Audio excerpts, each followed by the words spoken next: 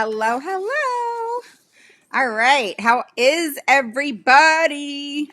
Okay, so I am so excited about today. I had an IEP meeting. You know how after every IEP meeting, what do? I come live and I say, oh, I just had an IEP meeting.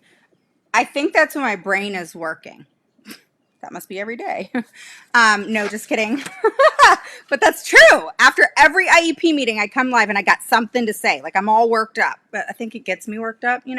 So like I'm not even that parent in the IEP meeting where it's about my child. But like when I go to an IEP meeting for a parent, believe it or not, I still get that funky feeling in my belly, like because it's uncomfortable. I was just telling one of my parents, I just between you and I still feel uncomfortable too, but I just know that I have to be out there and, a completely different person at the IEP meeting than I am normally. Like normally I'm not so bam in your face, kind of thing.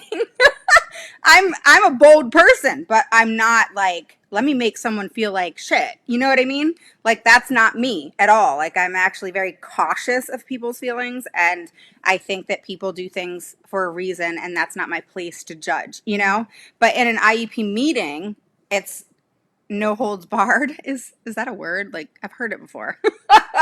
But no, I'm just kidding. Like seriously, it all comes out. So I'll tell you a little bit about this IEP in just a second. So stay tuned because every IEP has some sort of humor in it, and every IEP has something that seriously pisses me off, and every IEP has something that I learned from. Not that I didn't know, but I always learn from an IEP meeting. So just here's a tip, guys. All right, IEP tip. Anybody that tells you that they don't want to learn or they don't learn something every day, don't listen to those people. All right, because all of us should be learning something every day. All right. It creates what? Growth, right? So those of you who don't know me, my name's Raven Woods. I'm the CEO and founder of Autism Mama Rocks IEP. Yes, I'm on my couch because I'm healing from surgery, major surgery. I help parents gain the knowledge and the confidence to become the CEO of their IEP meeting. All right. So that's what I do. I love it. It's a lot of work, but I love it. Love it. And like I said, after every IEP meeting, hey, Aaron, hey, Missy, after every IEP meeting, I always learn something. All right. And I like to come and talk to you guys about that because that's what I do. Right. So at this meeting, many meetings, not all, many, all right, recently since COVID, in my IEP meetings, there's attorneys there all the time because, the parents have an advocate, so we're going to have somebody. So you never know what their thought process is. It could be because they're worried. It could be because they're wanting to have their little protection too, or you never know. But, for some reason, I know the reason. They bring attorneys in. Anyway, this attorney is something else. Let me tell you. Most of them are, but it's interesting because in IEP meetings, guys, just a FYI, the parents can bring an advocate, okay, and welcome them as an equal, pretty much team member as a knowledgeable person in regards to their child. The school can bring an attorney. That's their right. Okay. But OSEP and, in regards to the IEP and how they run, okay, an attorney cannot fully participate in an IEP meeting. They don't know your child. They don't have that expertise and that knowledge in reference to your child, okay? Where an advocate works one-on-one with a parent. Do you see what I'm saying? Have met the child, et cetera, right? So I meet all my kiddos online. I talk to my parents in depth, so it's, a relationship. And so if an attorney ever runs your IEP meeting, you need to put them in their place, okay? They are not allowed to run an IEP meeting. They're not allowed. They're not part of the IEP team, All right. So if you're not part of the IEP team, you cannot bulldoze your way around the meeting. You just can't. But they'll try. Like Dana's saying, they're guilty when their attorney should. It's true. Because every person, okay, client of mine that I've worked with where I have said and kind of, I send my first email. I talk to you guys about my first email all the time. I have to admit it is badass. And it does, set the school system on alert. All right. I do it on purpose. But the point is,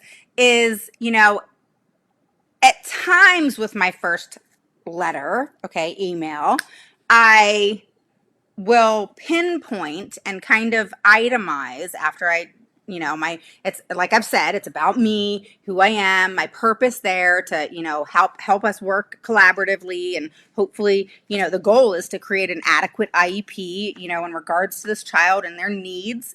And hi, Del Rose, how are you? And make sure you guys say hi. Tell me where you're from. I want to know where you're from. So if you're watching the replay, post where you're from below. I will still see it. So it's interesting because, attorneys, like Dana said, they are guilty because I itemize and I'll say, you have a lot of procedural violations here. And I'll say things and I'll pinpoint these things, guys. This is not something that I just, throw out there, though. Okay, so you have to know if it's factual or not. All right, so I'll say a big one is engaging in action, okay, that denies parental input into decision making. All right, that is a big one. All right, it happens all the time. Okay, all the time, all the time, all the time. All right. How many parents have I talked to that says, yeah, I've never really been an equal team member? I mean, I've had parents say, yeah, I sit at the IEP meeting. They ask me if I have any questions and that's it, and then they call me when they said, yeah, I just finally got this gut feeling of something wasn't right. Yep. That's what I get. And it's true. And they're right. They're absolutely right. They are wise to go with their gut because these are the things that are happening. And a school system is not allowed to deny parental input into decision making. What they know, you must know. If they have an evaluation on your child, then you get to have that evaluation as well. Okay? If they have, someone coming in and observing your child for some reason, even if you don't have to provide consent, they're supposed to tell you. Okay, you don't have to sign for it. There's not a situation where you have to consent to it, but you do at least have to know about it because you're an equal team member. All right. ESY is a big one. Okay, there's boxes now. I had to say this. I've said this recently because school systems are coming out with new systems in which they create their IEPs, and they're freaking boxes. It pisses me off. Okay, I'm gonna get nasty for a second. Just hear me out. It pisses me off. All right, and I say every single time, our kids are not freaking check boxes. I don't give a shit. I'm sorry, I'm cussing. I don't give a shit about their checkbox. I don't care what their system says. I don't care if the only options are A, B, and C. I don't care. Because if it doesn't pertain to your child, they need to change it.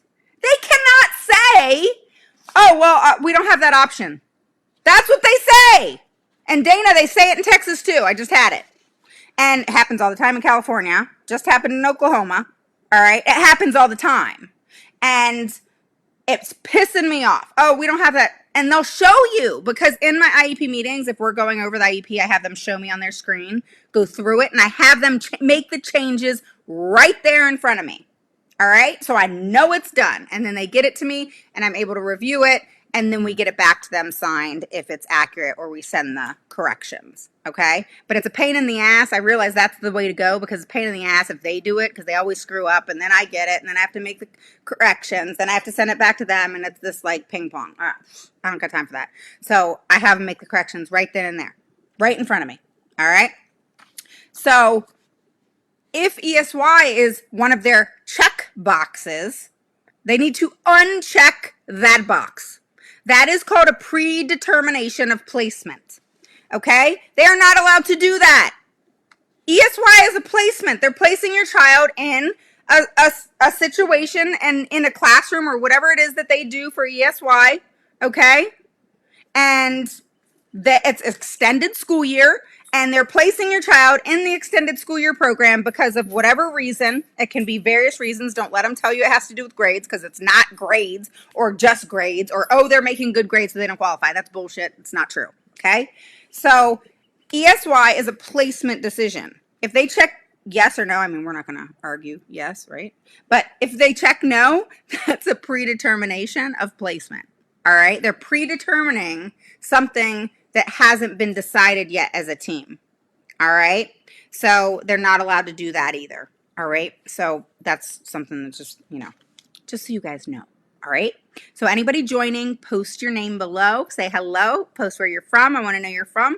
And we're going to get started today. So this was something that came up in my IEP meeting today. And it was an aha moment in regards to this child. And I did not even know what to say for a second. And then I finally just said, oh my God, we need to address this. This is the problem. This is the problem. This spells out this child completely. All right. Sorry, I got to adjust. Like I said, I just had major surgery, so I'm going to adjust probably a couple times. Okay. All right. So, okay. I got to breathe for a second. Okay. So we're going to talk about processing speed. All right.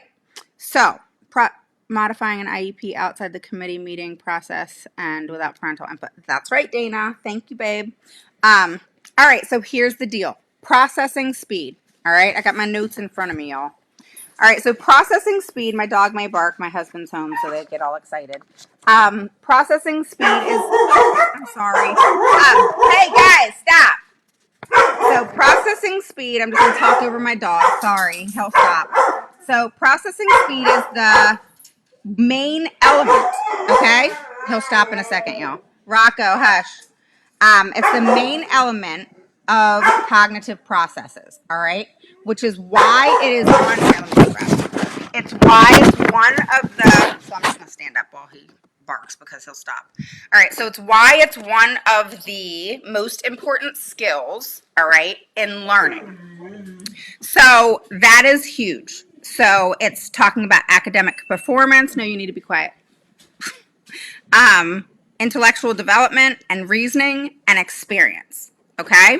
Then it goes into processing speed as a cognitive ability that is and could be defined as the time it takes a person to do a mental task. This is super interesting, so listen to this. So it is related to the speed in which a person can understand and react to the information they receive.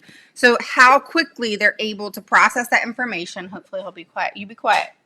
So how quickly they can process that information, okay, and then make something happen is basically what that is, okay? So once he's in here, the dogs will stop. All right. So slow or poor processing speed is not related to intelligence, all right? Meaning that one does not necessarily predict the other. Does that make sense? So if your child has processing speed issues, all right, it does not mean their intelligence level is low, okay? So just know that, because that's factual information in regards to processing speed. A lot of people think that, oh, because your child isn't processing something in a manner that is quick and to the point, that their intelligence is impaired, and that's not the case. All right? So the next thing is in regards to visual, letters, numbers, auditory, language, movement, all of that has to do with processing, all right? So processing speed is the time between receiving, all right, and responding to a stimulus, all right? So executive functioning is my next live, so stay tuned, all right, Dana? So that's important to understand. All right. So slow processing speed means that some determined tasks will be more difficult than others. All right.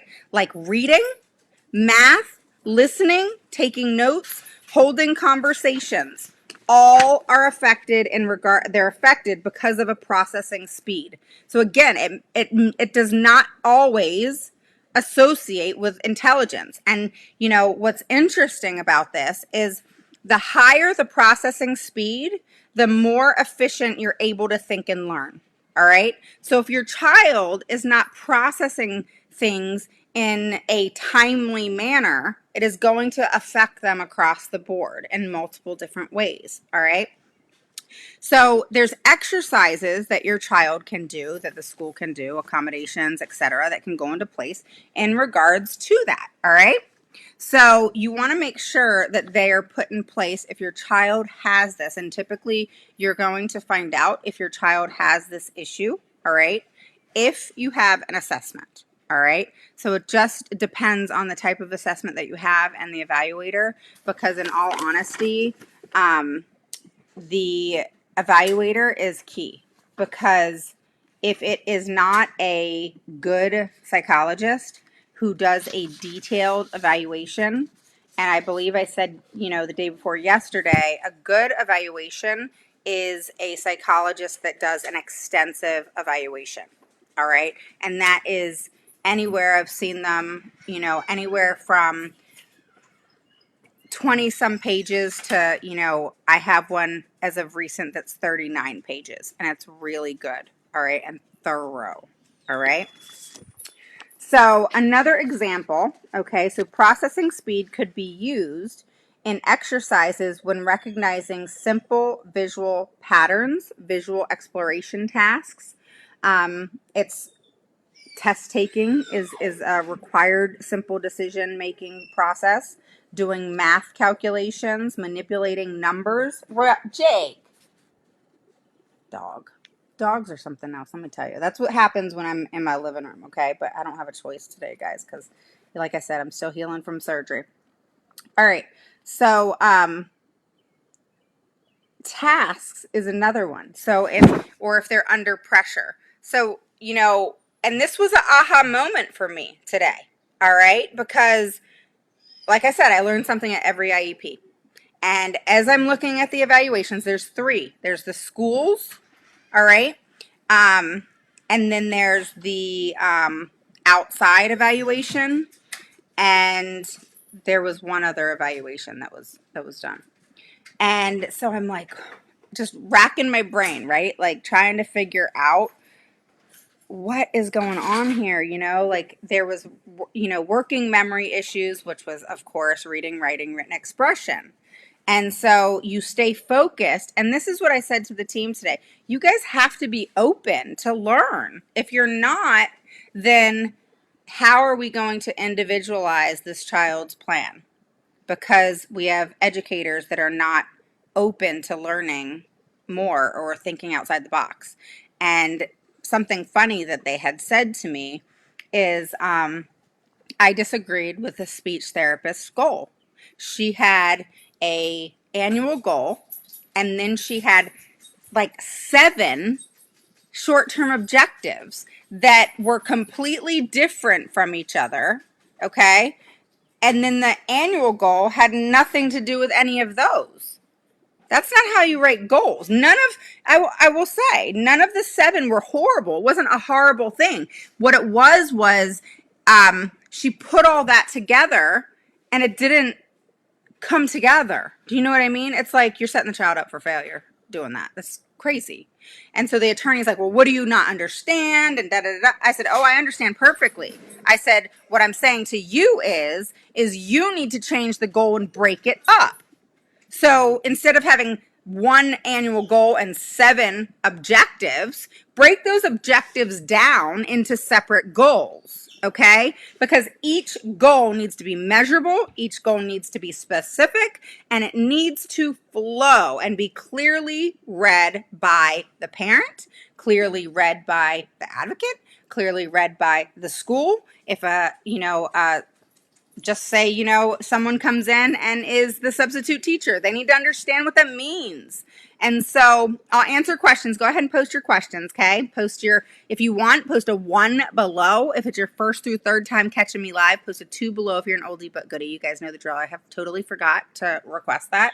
And look, my oldie but goodies are posting their 2s. So post a 1 below if it's your first through third time catching me live. Post a 2 below if you're an oldie but goodie. All right.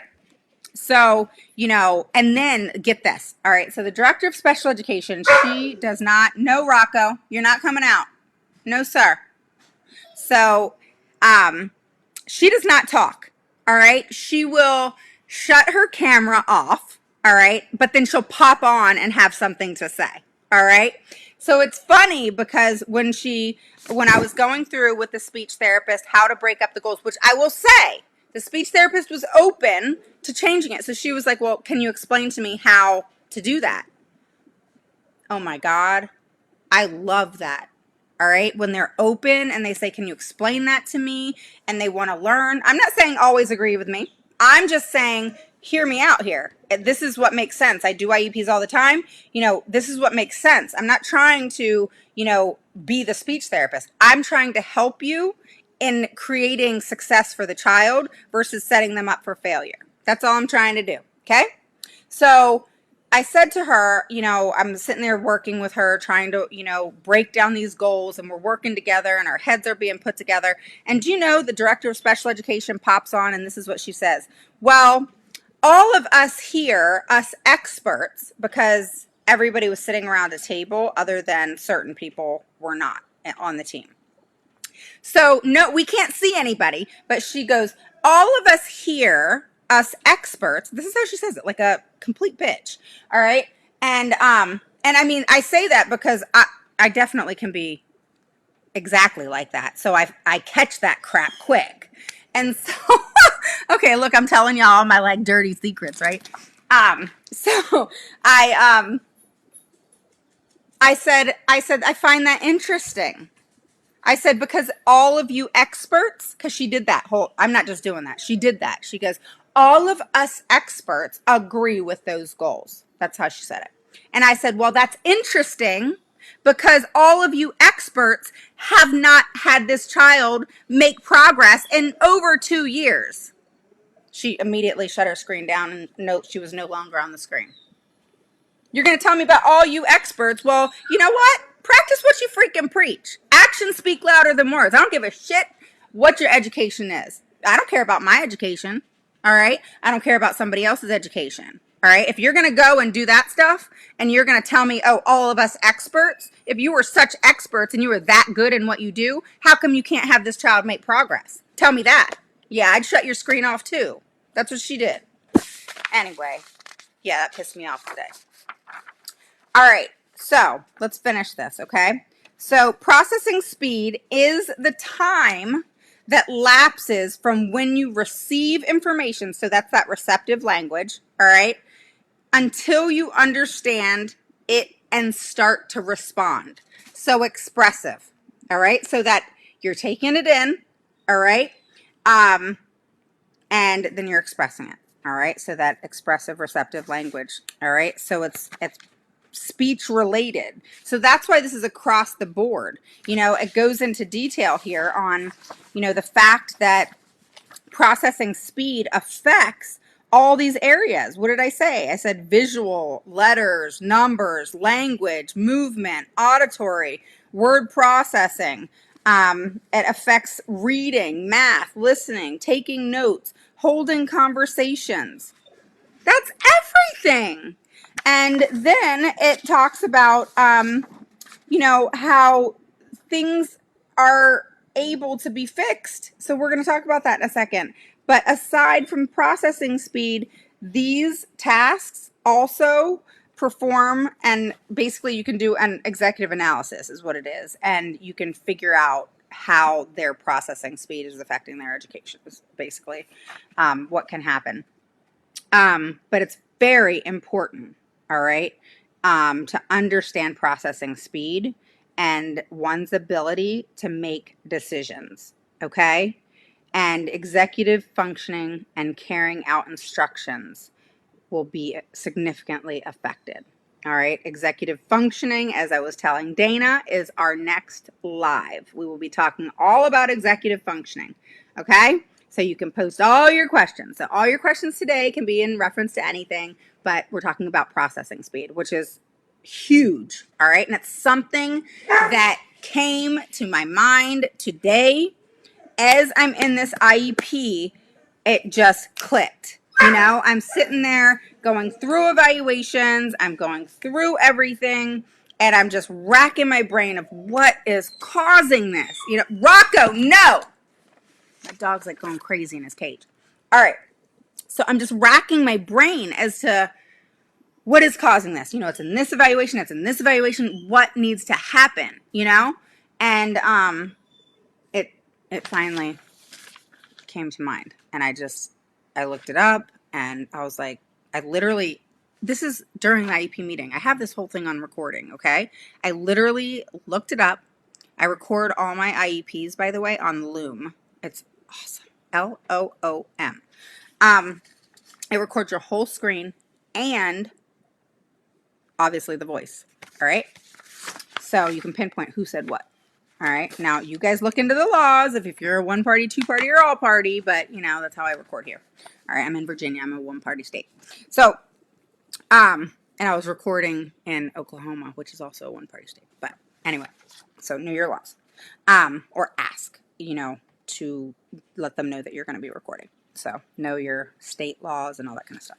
All right. Anyway, long story short, all right, is it possible to improve processing speed? The short answer is yes, there is. Okay. So it is very clearly written, okay, how the connections with the brain and what needs to happen in accommodations for this child to improve their processing speed has to be very specific, okay? No deviating from that, okay? So we're talking about things that are going to work their brain, that is accommodating them in order to work that brain, such as visual schedules, okay? Such as an IEP binder, which can have, you know, everything. You know, you guys have heard me talk about how you can have a binder that's color coded, that has math and reading and whatever, and they look it up and they're able, and you encourage them, you prompt them, whatever is necessary for this child, okay? And so it can say, you know, with one verbal prompt, you know, this child's going to do XYZ, okay? And it can be in reference to, you know, the organizational binder, being organized, being able to look something up on their own, even with prompts, okay? Verbal or visual, okay? I don't like the touching me, all right? You can prompt me without touching me is kind of my way. And it's important to understand that the more you get that brain remembering things, the more you get that brain activated in those areas of deficit, okay, impairment, all right, is when it's going to start working and improving, all right? So, for example, the key to improving processing speed is based on making more solid connections with the brain, kind of like I just said, which allows signals to travel faster to one another, all right? If you've ever seen one of those like videos and you see everything like kind of going all over the place with the brain, you know, things signal each other. So it goes on and talks about neuroscience, and the study of the brain has shown it is the more neural circuits we use. So basically it's saying the more neural circuits we use, the stronger they become, which is applicable to processing speed, all right? And it talks about the neuroscience behind it. You guys can look that up on your own. That's not my forte. I am not a scientist. But cognitive neuropsychological assessments are the ones that can really show this deficit and impairment and really shed light to it for you. And that's how it kind of shined a light for me today, if you will, because I was able to figure out with all the all the areas of deficit what was going on. All right. Because in your assessments, if you get a good one, you know how they have, if it's good and it's explained, then you have that. If you have the boxes where it says, it tells you what they evaluated, and then, you'll see visual processing, you'll see all kinds of stuff, and it'll give you low, medium, high, whatever it says, right? Well, start thinking about those things. What is it? I like figuring those things out. Like, it's like a puzzle to me. So it's very interesting to me how certain areas can improve this deficit. All right. The cognitive assessment. Okay, so it's a neurocognitive assessment. But really it can be just a psychoeducational. Okay, same thing. All right. So neuropsychoeducational or psychoeducational, I'll be honest, in just seeing them recently, I like the neuropsychologicals. That's what I like better. I'm finding that they are a lot more descriptive, a lot more thorough. I don't know if it's the who is doing it or luck of the draw, but I'm liking them a lot more. All right, so we're moving on. Okay, I'm going to give you some examples. So processing speed could be used in exercises when recognizing simple visual patterns, visual exploration, test taking, the decision-making part, doing math and calculations, planning a specific activity. So these things can be put into an IEP, all right, as a goal. It can be just talked about and something that's worked on in multiple goals. And then, of course, you have your visual schedules and, the different things that you can put in place. Chunking is a big one. And all the accommodations that help them and trigger their mind to process something that is going to happen. Another thing that is really important for, at least I know my daughter and even many kids that I work with, and tell me if this is your child too, is telling them what's going to happen, warning them, telling them whatever it is you want to say before it happens. Okay, so if you're going on vacation, all right, and in 1 week you're going on vacation and you're going to be driving 8 hours, right? I know my daughter would want me to say, okay, so in 5 days or in 7 days, we're going to be driving to Florida. It's going to be an 8-hour trip. That's a long time. Let's count how long that is, and figuring out, she knows how long that is, so I don't have to tell her. But if the child doesn't know, then you need to explain that to them, that it's going to be a long ride. But every hour, at least your child has, autism, what I'm talking about, right? So you have to say, but every hour or two, we're going to stop and we're going to the bathroom and we're going to get something to eat, or we're going to walk around. I know my daughter and I drove to Florida to see my friend Jenna. And, every hour and a half or so, and sometimes it would be longer, we would drive and then we would stop. And I remember we actually ran around a Wawa twice because we were just trying to stretch our legs. You know what I mean? But I remember saying, okay, this is what we're going to do. When we get there, when we get to the gas station, we're going to run around the gas station so that we can stretch our legs. Okay, so explaining what's going to happen before it happens helps their brain process it before it happens. Okay, so this is strengthening their brain because they're processing it and you're giving them time to do that. And when you give them time to do that and you give them the ability to strengthen their mind, then it strengthens and it gets better. It sounds kind of crazy in the sense of, okay, all I'm doing is pre-warning them or telling them XYZ before this and this.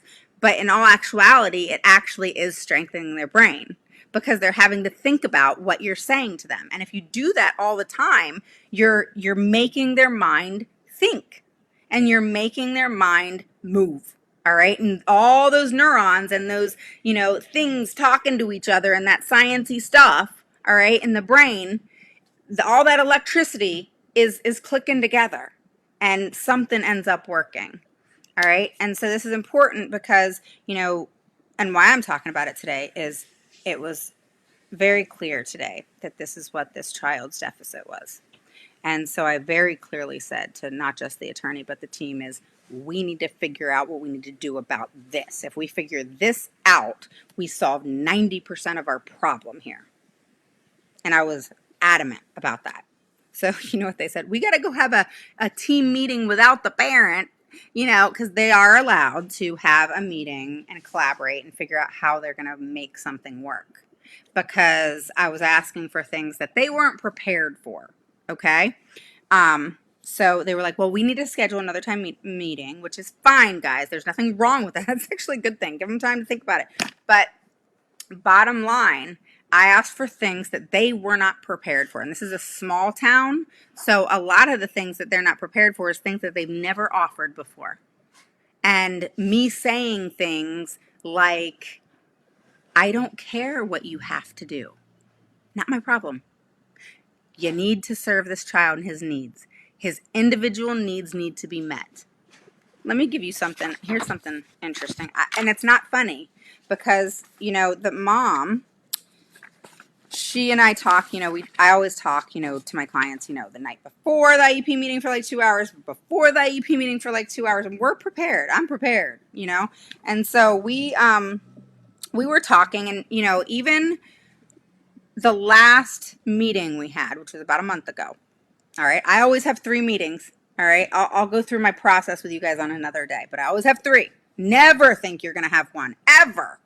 Okay. So it's 3 or 4. You want an IEP recreated. You want your mess cleaned up. You're not doing it in 1. 3, at minimum 3, at the most typically 4 or 5.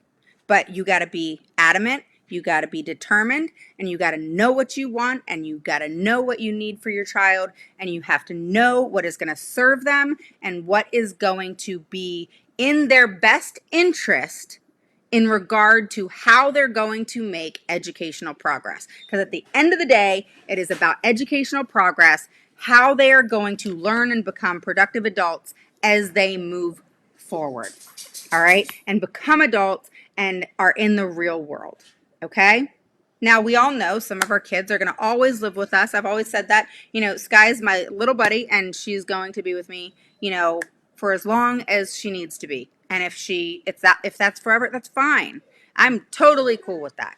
But, our goal is still to get them to wherever it is they need to be the best that they can be. And no way, shape, or form, at least for me, and I will only speak for me, will I ever allow a school system to not allow my child to make progress. That will never happen ever again in the hell that I've been through with school systems for my child, which is why I do what I do now.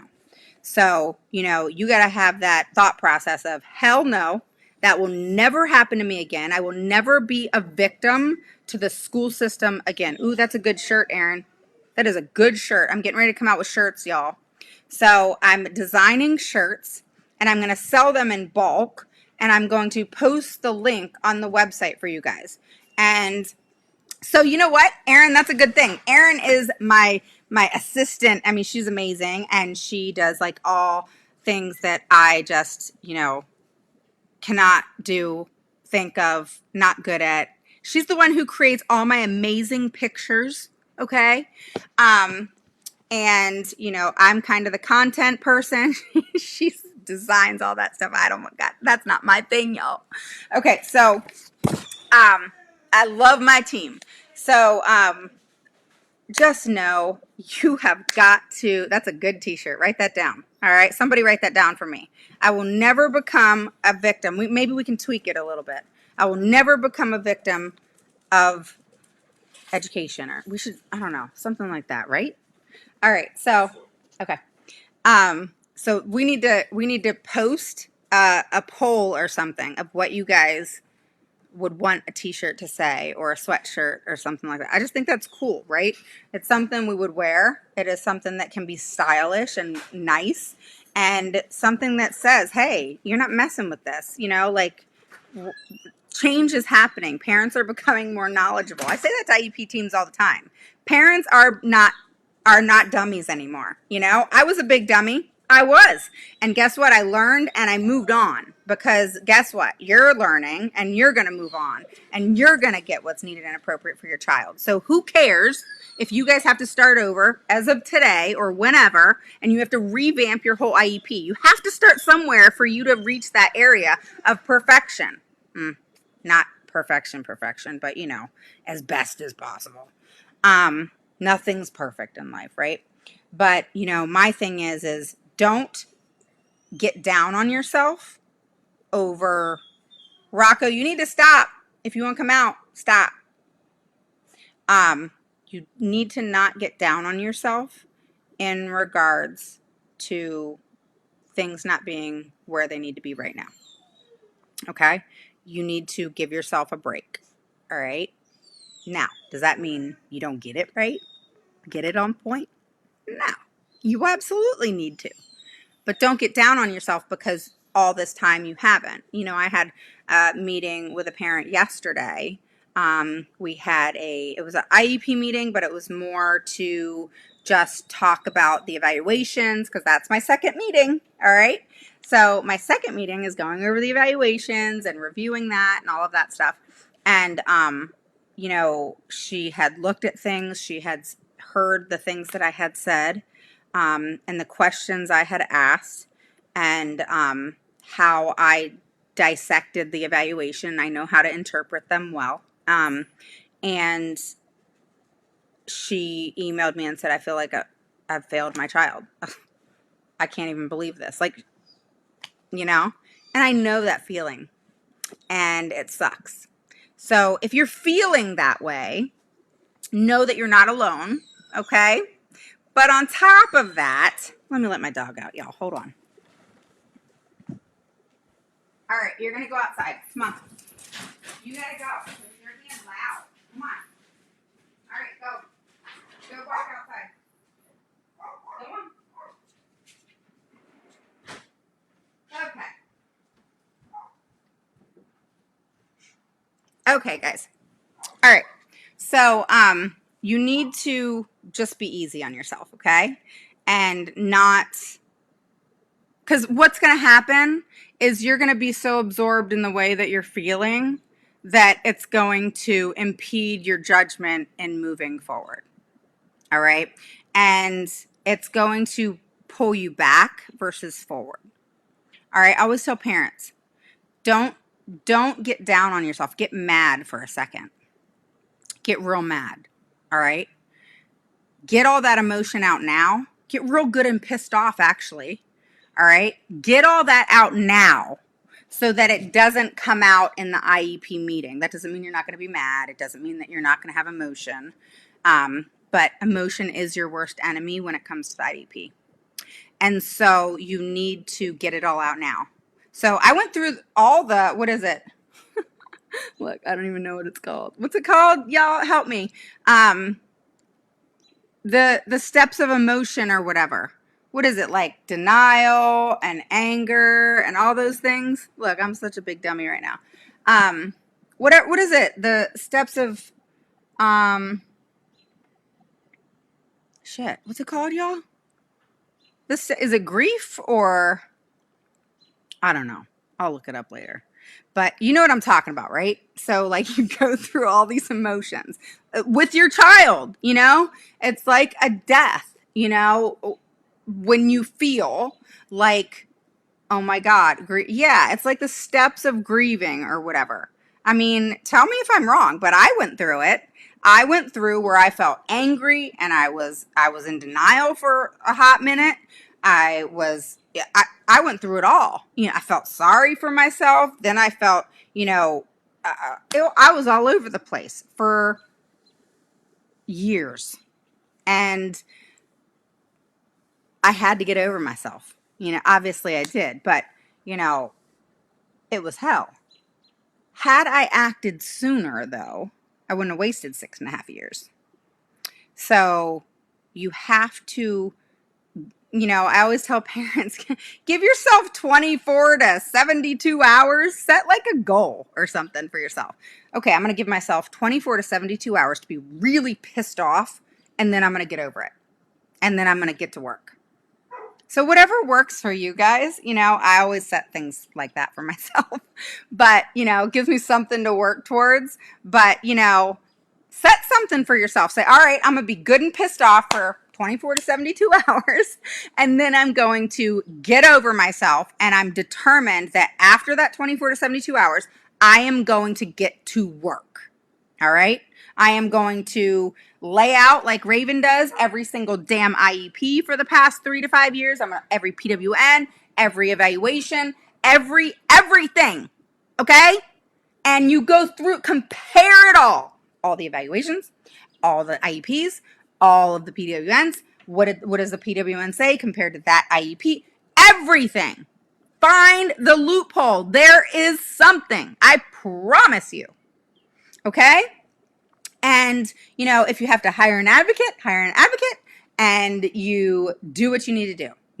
That's typically my flow as far as when I get involved. I do my IEP package typically with clients. We go through everything. I get it all together, and then you're off and running. Okay? And then as needed, you'll come to me for an IEP or to look over a document or whatever. Okay? But I revamp, I redo, you're on point and going, and I only come into play as needed. So that's what an advocate should do. All right? So a good advocate gets your shit all together and you on point, and then says, all right, now go fly. All right? Come back to me if you need help. I'm here. But you go fly, So just don't be down on yourself. All right. I look at this as your brain is always on and you're trying to figure out what's going on. It's like a puzzle. You're trying to learn assessments. You're trying to learn how to read the IEP. You're trying to learn all this stuff, and it's overwhelming. I still, to this point, have a headache because my brain is working so hard during an IEP meeting for hours afterward. Typically, I have a headache every time. I don't know if it's the adrenaline, I don't know. I don't know what it is, but I get headaches every time pretty much.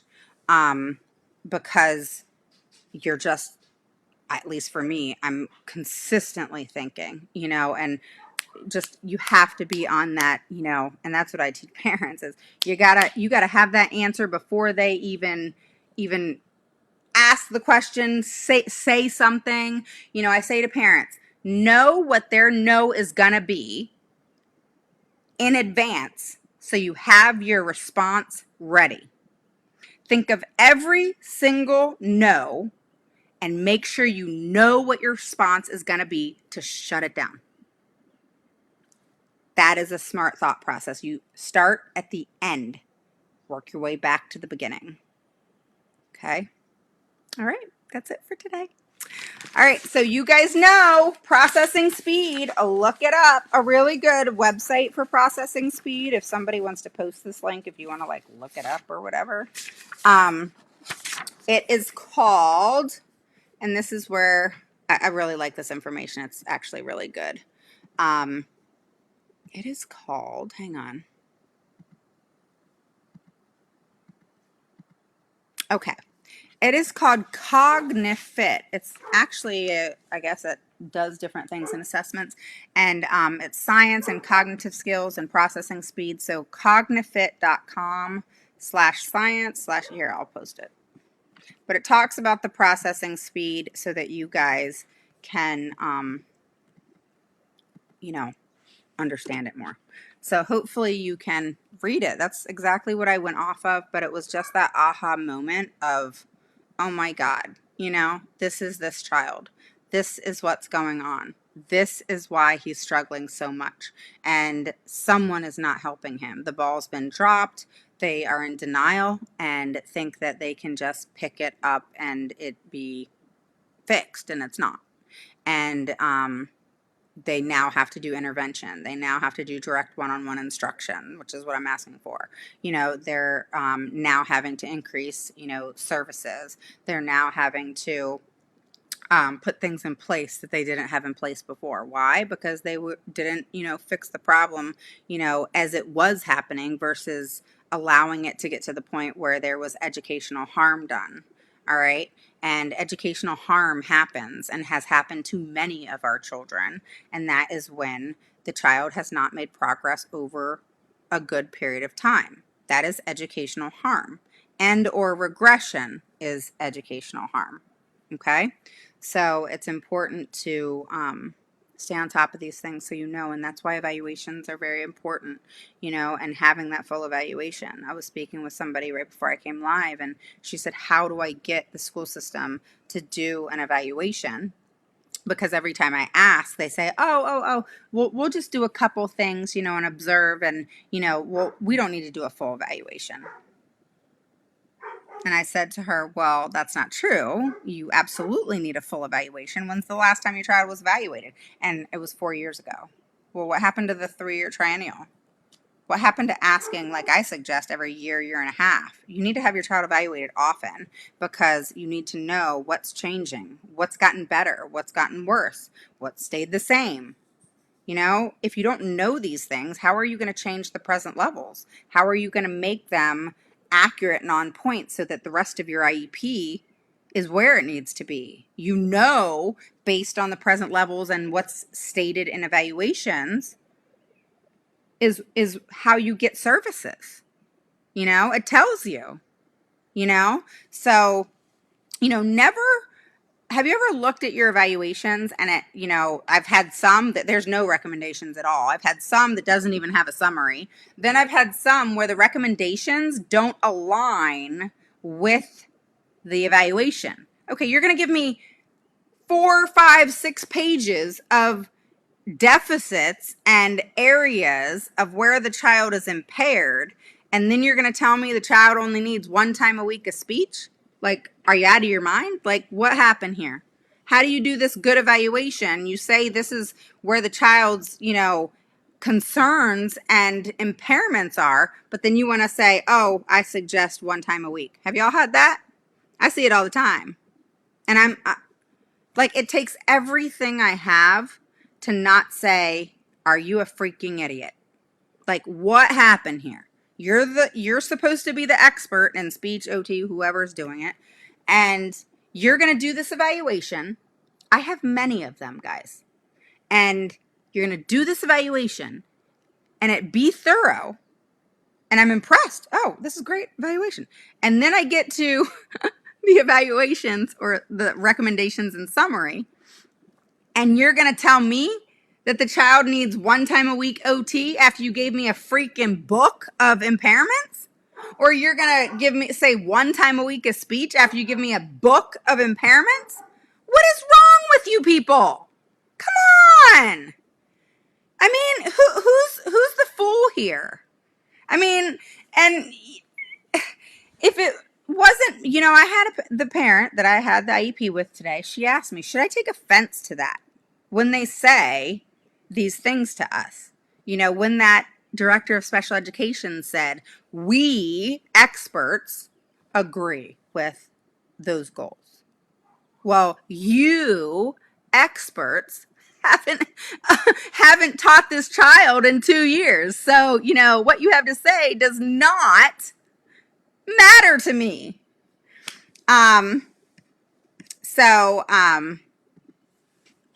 That's where that is. All right. And just keep those things in mind. All right. I have a ton more to say, but I'm going to stop there because me, I could talk. So the next live will be on executive functioning. Okay. That's a big topic. Big. All right. I want you guys, I'm going to be going through a lot of different content that is new. All right.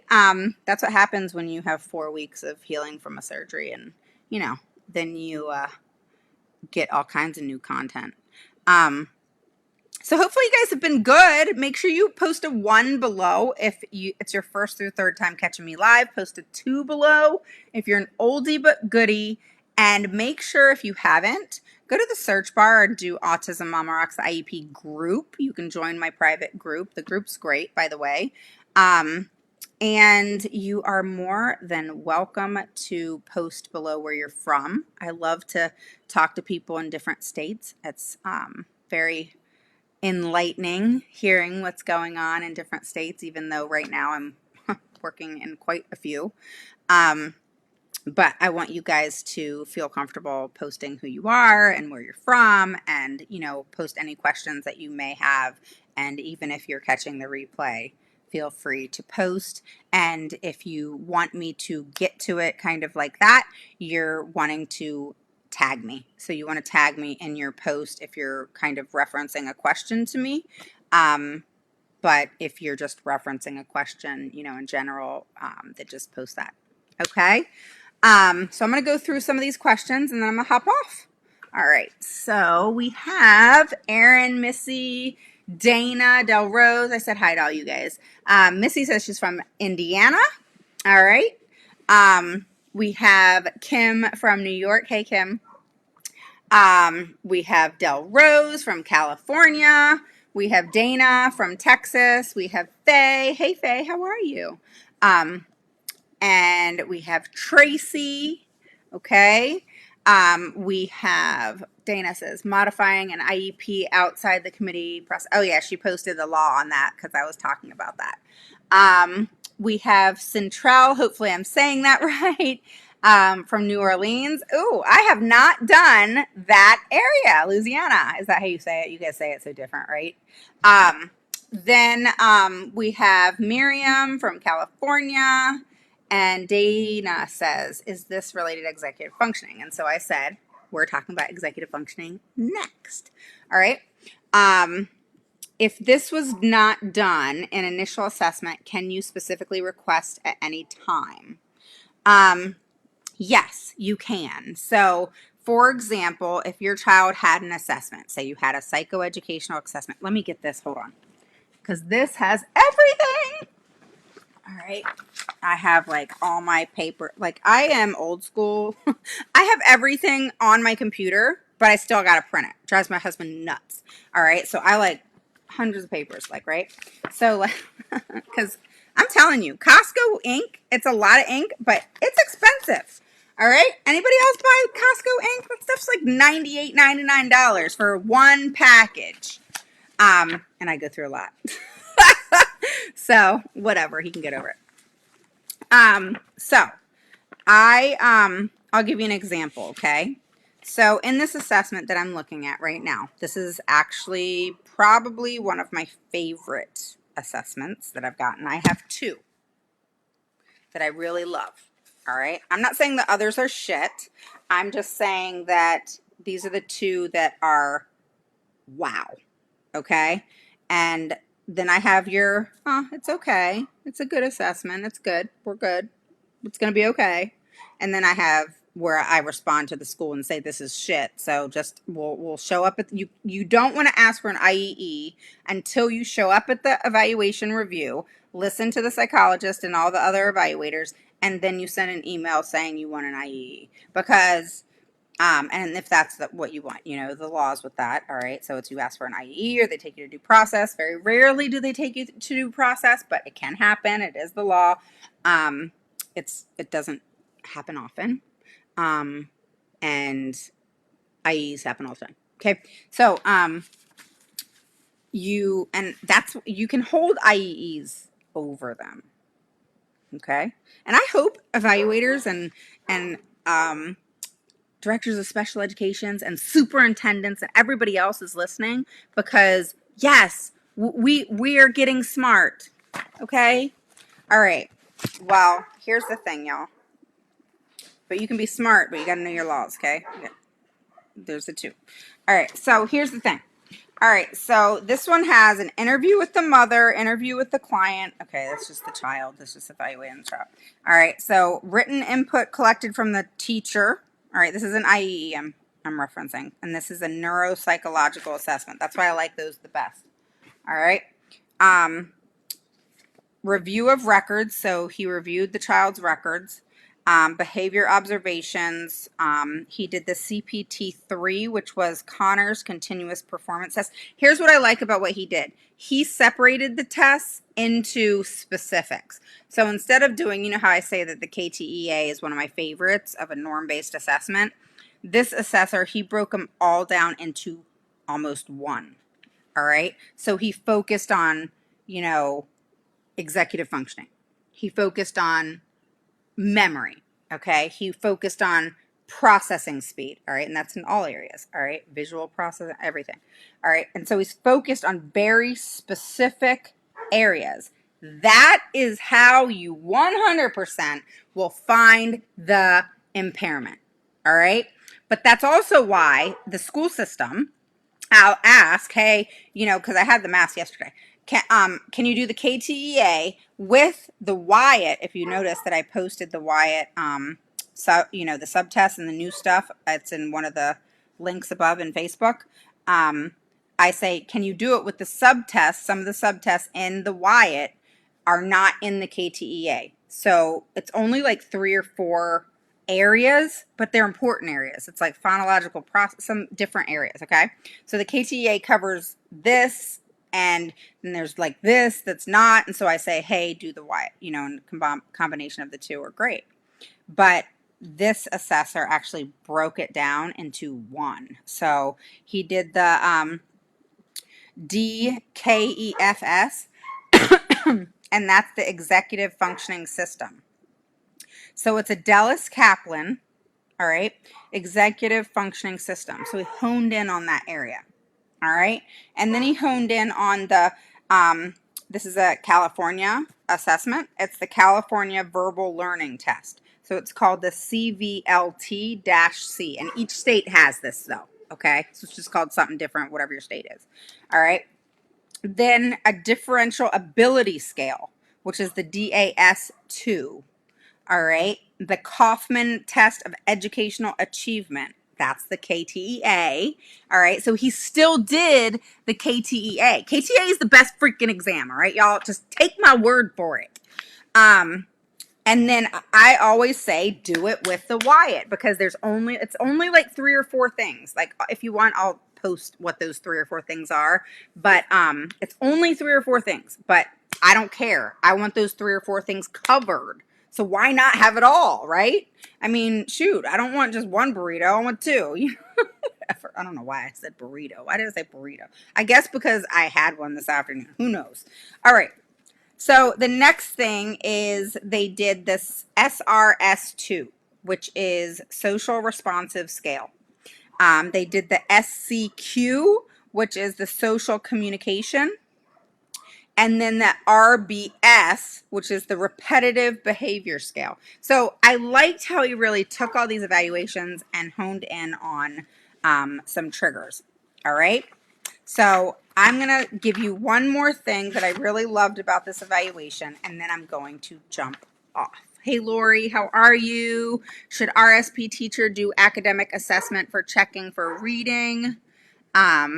Comprehension level. What type of academic assessment? Because it really just depends on the assessment. I mean, that, and let me talk about that for a sec. See, you guys get me on a roll.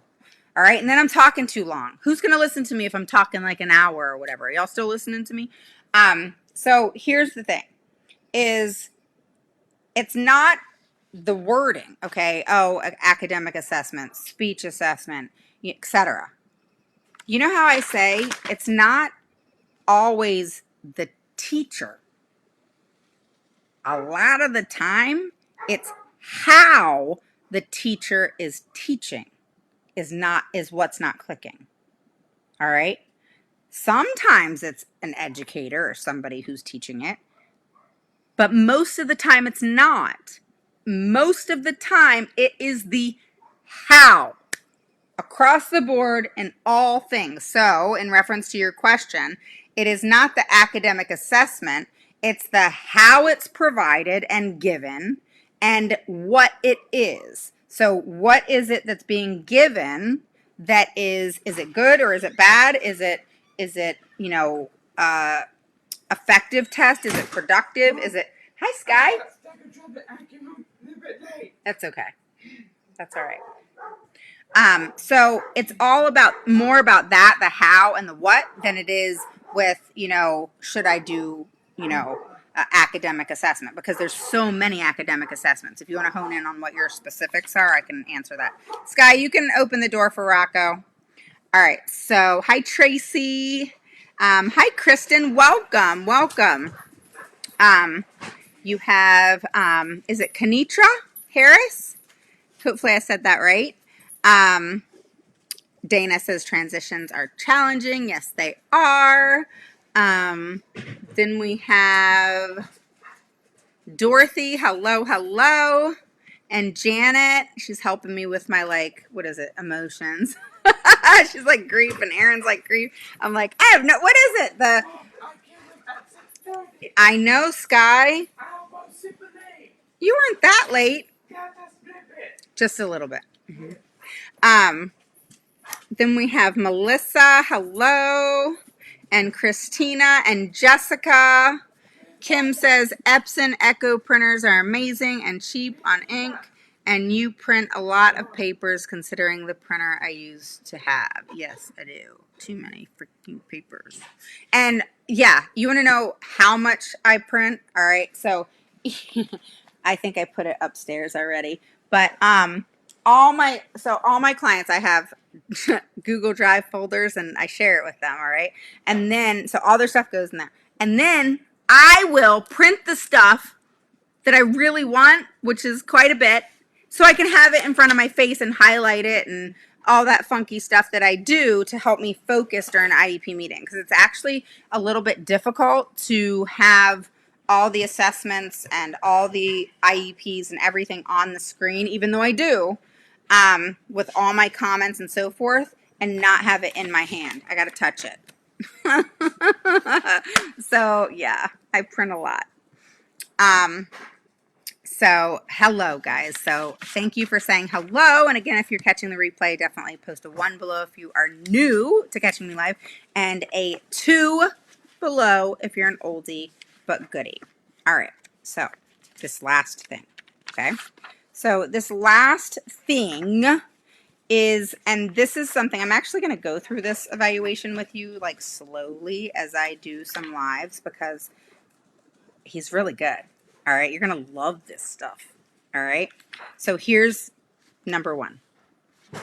He says, the reader should note the following. This is what I love about this evaluation, is he actually, no, you cannot right now.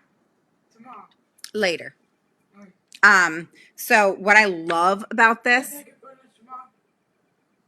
let me go live and then we'll talk. I'm going live? Yes. I'll talk later. Okay. Put that back. So here's the crazy thing, is he explains everything so anybody can understand. All right. So this is what he says. The reader should note the following. The examiner uses the word ability and skill, so ability and skill, interchangeably.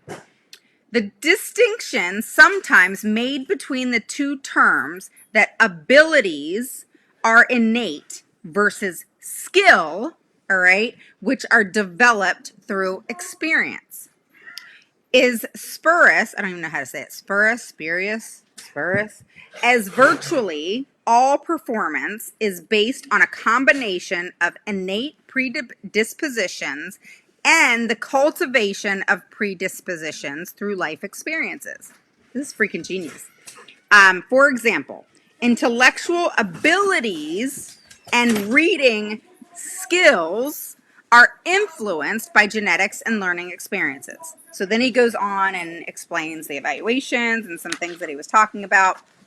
And I find it really enlightening, because I was like, oh my God, I totally get that. Like, he was showing me as I was reading, so anybody who was reading this assessment, what the difference was between a child's ability, what they can do, and their skill, all right, what they're doing. So one is what they can potentially do. Okay, they're able. Okay, it's within their ability to do. They're more than free to do it. They're going to do it. It's not going to be something that, they cannot do. All right. And then you have skill. All right. So I will talk to you guys later. Hopefully you guys enjoyed today. And just remember that you guys are awesome. Okay. And that just because, no, sir, that just because things may not be awesome right now, as long as you get on the bandwagon, get your mindset right, all right? Be upset at the fact that maybe things are not great for the next 24 to 72 hours, and then decide that you're going to get your child's IEP on point so that they start next year fresh, because next year is going to be a clustered mess. So I hope you guys stay tuned for the next time when we talk about executive functioning. Talk to you soon.